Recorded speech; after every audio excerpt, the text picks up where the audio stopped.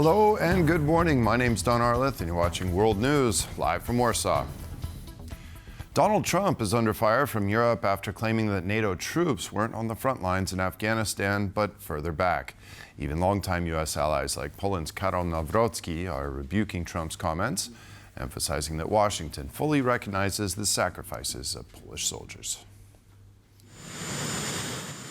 U.S. President Donald Trump's comments, in which he downplayed the role of European troops in Afghanistan, continue to draw the ire of European leaders. They'll say they sent some troops to Afghanistan or this or that, and they did. They stayed a little back, a little off the front lines. I consider President Trump's remarks to be insulting and frankly appalling. And I'm not surprised they've caused such hurt to the loved ones of those who were killed or injured. Prince Harry, who himself served in Afghanistan, called for the sacrifice of British troops to be respected, adding that 457 British service personnel lost their lives in the war. It's very disrespectful, you know, the American asked us to get involved in that conflict, so he clearly knows that we were there on the front line, and I think he should make an official apology. Veterans from other European countries are also expressing their indignation. Denmark lost 44 soldiers and had the highest per capita casualty rate among the Allied forces. The comment, the disparaging remarks that Trump and the cohort around him comes with, of course it saddens me, but if anyone knows something about staying away from the front line, it is Trump.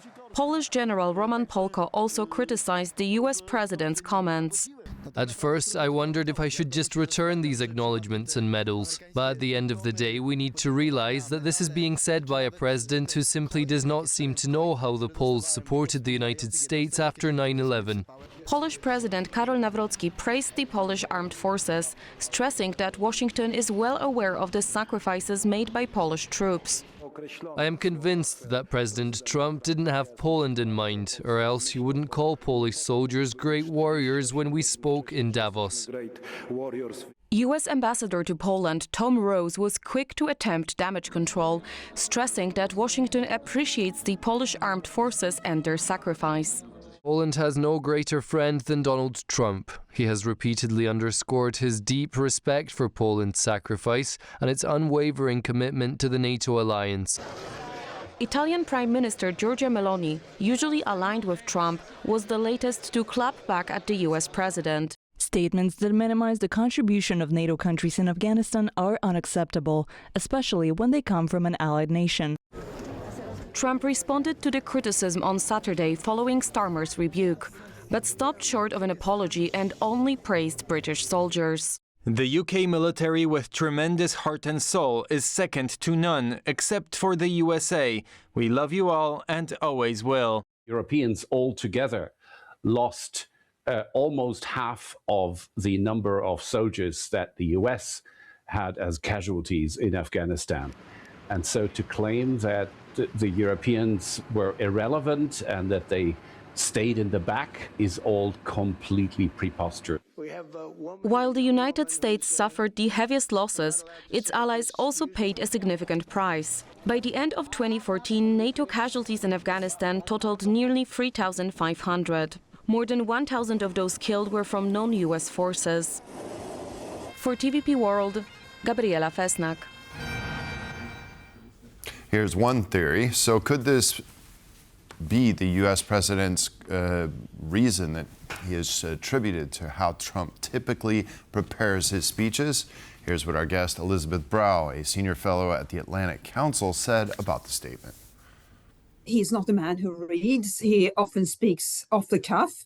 And America's closest allies made incredible sacrifices in Afghanistan, and he again spoke off the cuff, didn't read up before complaining that they had, in his words, stayed a bit off the front line, and has been an incredible and extraordinary couple of days seeing veterans, politicians, veterans' families, the survivors of soldiers who lost their lives in Afghanistan, all speaking out against the president.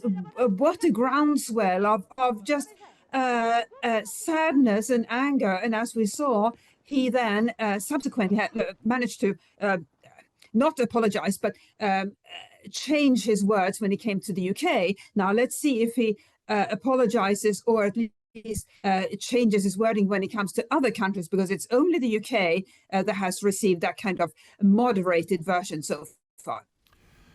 Kyiv's long-term defense can't be based on empty promises, but ink on paper. President Volodymyr Zelenskyy has confirmed that a bilateral security pact with the United States is now finalized, waiting only for the right political moment to be signed. For us, security guarantees come first. These are bilateral security guarantees from the United States. The document is 100% ready. We expect our partners to be ready to provide a venue when we sign it. After that, the document will go through ratification in the US Congress and the Ukrainian Parliament in line with our agreements. For President Zelenskyy, EU membership is more than a goal, it's security. Speaking in Vilnius yesterday afternoon, the Ukrainian president laid out a precise technical roadmap for accession, stressing that only binding European commitments can secure Ukraine's future and prevent it from being sidelined again. Second security guarantees for Ukraine are European security guarantees, a coalition of the willing and, most importantly, membership in the European Union.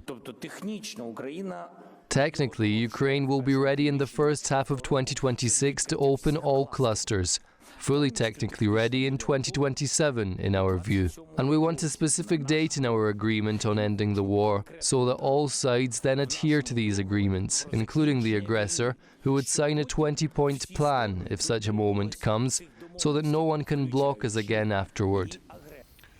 Trilateral negotiations between Ukraine, Russia, and the United States ended on Sunday, with Ukraine's President Zelenskyy saying that they were constructive. The Donbas region seems to be the major issue hindering their ceasefire agreement, but according to Michael MacKay, it's just an excuse for Russia to continue to delay. Well, there was never going to be a ceasefire under any circumstance because Russia doesn't want it. And if it wasn't this issue of Donbas, they would invent something else, and they have in the past.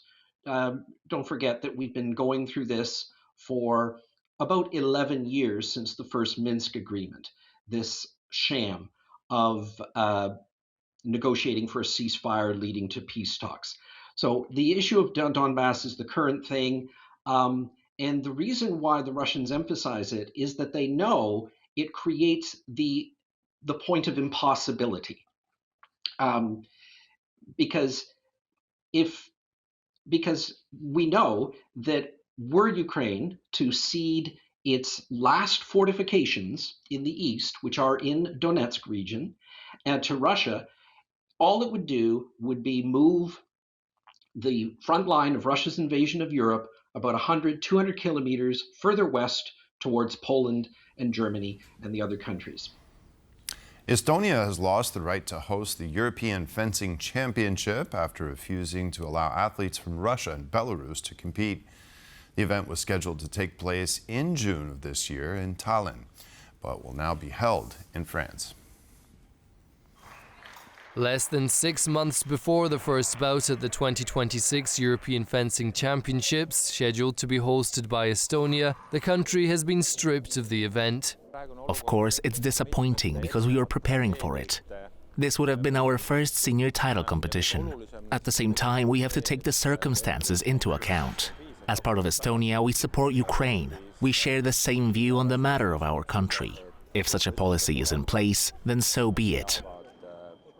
When awarded the right to host the tournament back in 2024, Estonian sports officials said at the time the International Fencing Federation applied one set of rules to athletes from aggressor countries, but later changed those rules several times. The rule changes surprised us because they took place only in November.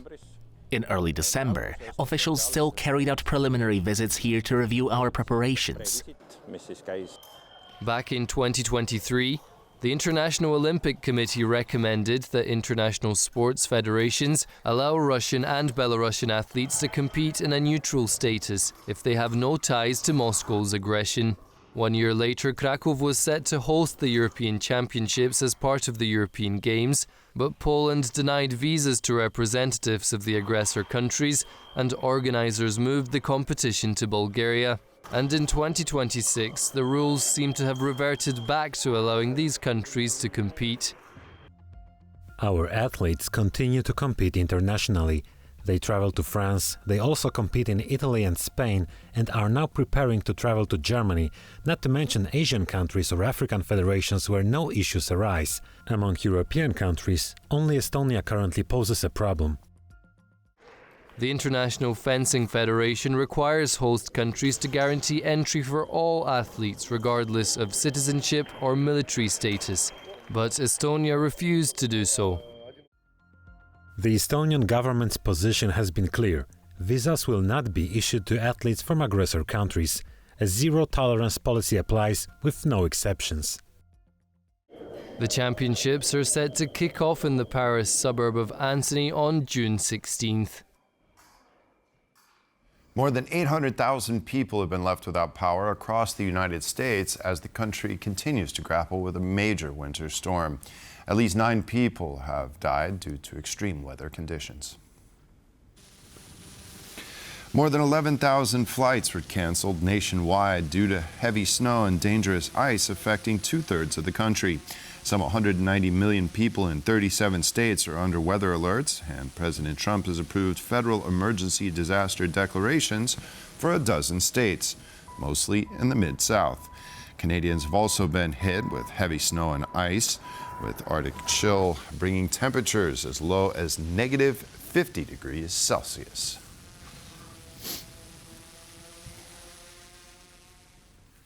Thousands of people took to the streets in Karol in southern England to protest plans meant to house asylum seekers on a nearby military base. The plans to house nearly 500 asylum seekers at a former military complex have attracted strong opposition in town, with discontent growing after the first refugees arrived last week. The Sunday protest was attended by a mix of locals and far-right personalities who traveled from all around the country to make their presence known.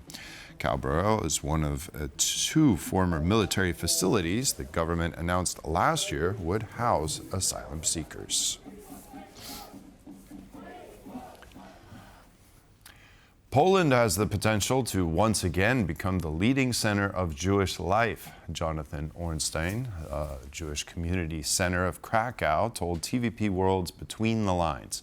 His remarks come on the heels of recent growth in Poland's Jewish community, partly due to an influx of Ukrainians. We have, as I said earlier, new Jews joining the community that are through discovery from Ukraine, from other places around Europe, in an environment that's conducive to Jewish life. And if you don't only see Poland through the prism of the Holocaust, which is what we encourage people not to. Don't only see Poland through the prism of 1939 to 1945, but if you take a 1,000-year view of Poland, then there were good times and bad times, then the worst time, and now I think good times have returned and will continue to go in this direction. So we're incredibly confident and optimistic about Poland, Jewish community in Poland, rejoining and taking its position once again as a leading Jewish community in the world. And that concludes this edition of World News. Thanks for watching and stay with us for more here on TVP World.